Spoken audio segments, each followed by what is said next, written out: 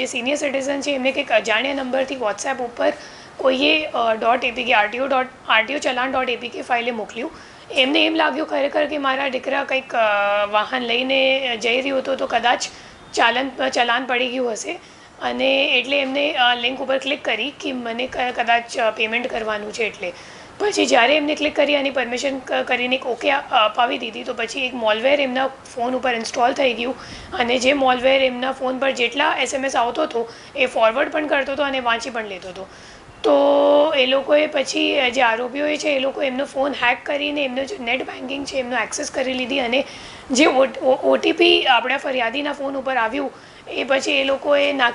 OTP નાખીને એમનો જે બેંક ખાતું હતો એ આખું ખાલી કરી નાખ્યું. તો પછી અમે લોકોએ જ્યારે ટેકનિકલ વર્કઆઉટ કરી તો ખબર પડી કે જેટલા પૈસા એમના પાસેથી ગયા છે એ લોકો ખરેખર વિડ્રોવલ કોલકાતામાં એક એટીએમથી થયું હતું. તો પછી આપણી એક ટીમ ગયા મહિનામાં કોલકાતા ખાતેથી 2 આરોપીઓને ઝડપી પાડી હતી જે વિડ્રોવલનું કામ કરતા હતા આ ગેંગમાં, અને એમનું નામ હતું અસલમ અંસારી અને લઈક નફીઝ. પછી બંનેને પૂછપરછ કરતા તથા એપીકે ફાઇલનું એનાલિસિસ કરતાં અમે લોકોને ખબર પડી કે ખરેખર જે એપીકે ફાઇલ છે એમનું બનાવવાનું કામ, એમનું ઓપરેટ કરવાનું કામ જામતારાથી થઈ રહ્યું છે, અને એમાં જે મુખ્ય આરોપી છે એમનું નામ છે સરફરાઝ અંસારી. તો અમે લોકોએ ટેકનિકલ વર્કઆઉટ કરી સરફરાઝને લોકેટ કર્યું તો ખબર પડી કે જામતારામાં એક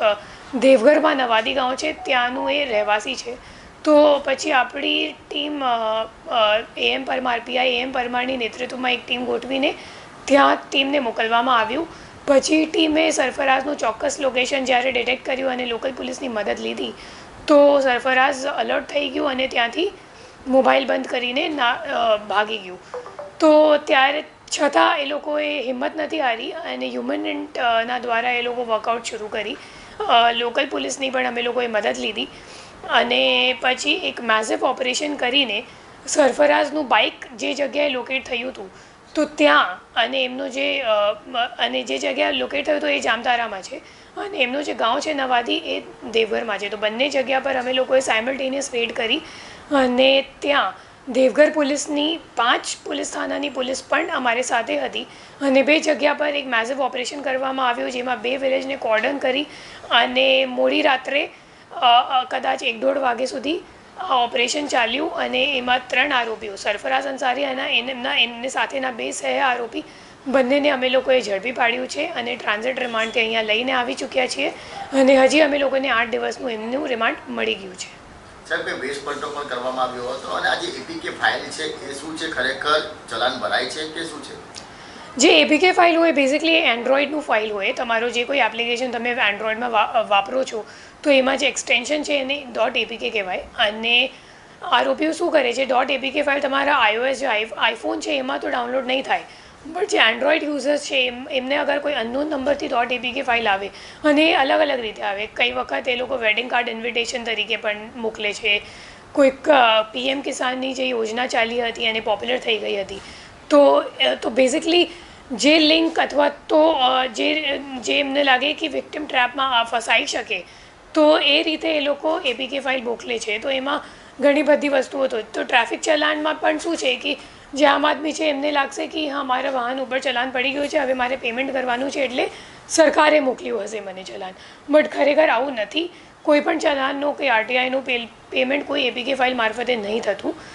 અને બીજી વસ્તુ કોઈ વેડિંગ ફાઇલ વગેરે પણ તમે ત્યાં જ્યારે ડાઉનલોડ કરો તો જોઈ લેવાનું કે PDF ફાઇલ છે કે એપીકે ફાઇલ છે. જો એપીકે ફાઇલ હોય તો નથી ડાઉનલોડ કરવાનું, કેમ કે મોટાભાગે એપીકે ફાઇલનું જે કામ છે એ તમારો ફોન હેક કરી લેવામાં આવે છે, અને એ લોકો એક મેલવેર ઇન્સ્ટોલ કરી દે છે, અને તમે જ્યારે ઓકે ક્લિક કરો તો તમારા ફોન ઉપર જેટલા પણ કોલ આવે, જેટલા પણ મેસેજીસ આવે એ રીડ પણ કરી લે પહેલી ફાઇલ, અને પછી એ ફોરવર્ડ પણ કરી દે આરોપીના ફોન પર. તો કેટલા વખત તો એવું પણ થયું છે કે જે આ વિક્ટિમ છે એ નેટ બેન્કિંગ ખરેખર વાપરતા નથી, પણ છતાં જે આરોપીઓ છે એ લોકો શું કરે, કેમ કે તમારો ફોનનો એક્સેસ લઈ લે તો તમે ભલે નથી વાપરતા નેટ બેન્કિંગ, પણ એ લોકો જે બેંકનું નેટ બેન્કિંગવાળું એપ છે ને એ તમારા ફોન પર ઇન્સ્ટોલ કરી દે રિમોટલી, અને ઇન્સ્ટોલ કરીને પછી તમારે ફોનમાં OTP આવશે, અને મોટાભાગે એ લોકો એ કામ કરે છે રાત્રે કરે છે, મોડી રાત્રે 11 વાગે પછી 10 વાગે પછી, જ્યારે તમે ફોન બંધ કરીને અથવા તો સાઈડમાં મૂકીને સૂઈ જાઓ. તો ત્યારે પાછળથી બધું ઓટીપી આવી જાય છે, તમારો નેટ બેન્કિંગ એ લોકો એક્સેસ કરી લે છે અને પછી આ ખાતું ખાલી કરી દે. તો સવારે મોટાભાગે અમે લોકો અમારે લોકો પાસે જે ફરિયાદી આવે એ મોટાભાગે આગલા દિવસ સવારે આવે કે રાત્રે અમે લોકોને આવું મેસેજ આવ્યું અને જ્યારે મેં ચેક કર્યું તો ખબર પડી કે મારું ખાતું ખાલી થઈ ગયું છે.